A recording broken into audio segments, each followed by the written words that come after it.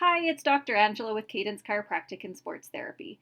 As promised, I am getting back to you with the results of my food sensitivity test. For those of you who aren't aware, food sensitivity testing allows you to determine which foods are inflammatory to your body and which ones aren't.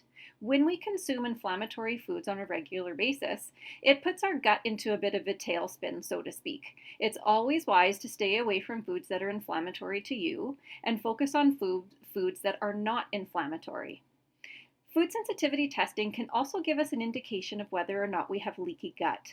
And what happens with leaky gut is that foods are not digested and absorbed the way that we would like them to be. And in fact, some things even go past the gut lining into our bloodstream, which causes the inflammation. So if you have leaky gut, it doesn't matter how many organic green leafy vegetables you consume or how much of that delicious pasture-raised beef, you are not getting everything you can out of your food.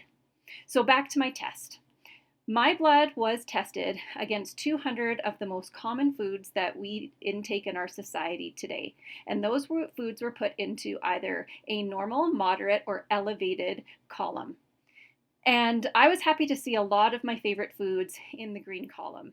As you can see, foods like coffee, avocado, Brussels sprouts, lemon, and sweet potato were in the green column. And what information that gives me is that they are not inflammatory to me, or on the flip side, they haven't been consumed into my body in the last 6 months, so a reaction isn't present.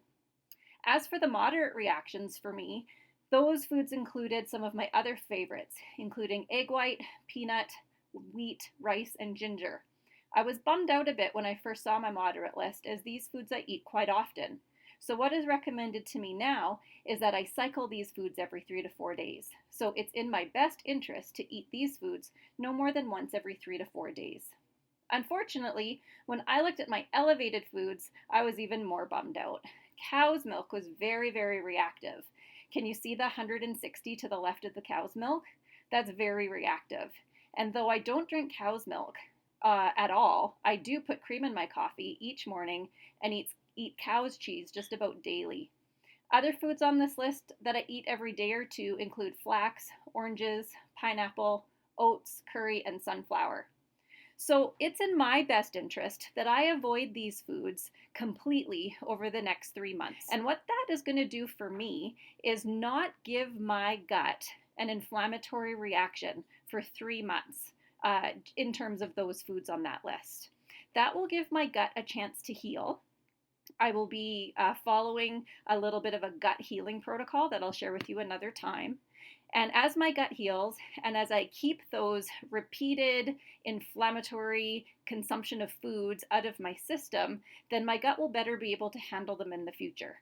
So in 3 months' time, I can choose to do a retest if I wish, or start to consume those foods again very slowly and very gradually. So even though I was really bummed out with the results of my test, I now feel very empowered. Now I'm going to know what I should stay away from a little bit more, what is okay for me to consume. It's given me a lot of in-depth knowledge into what a healthy gut is and what I need to do to attain one. So I encourage all of you to do some food sensitivity testing. Knowledge is power. And if you feel like you would like to know more, please contact me. I'd be happy to help.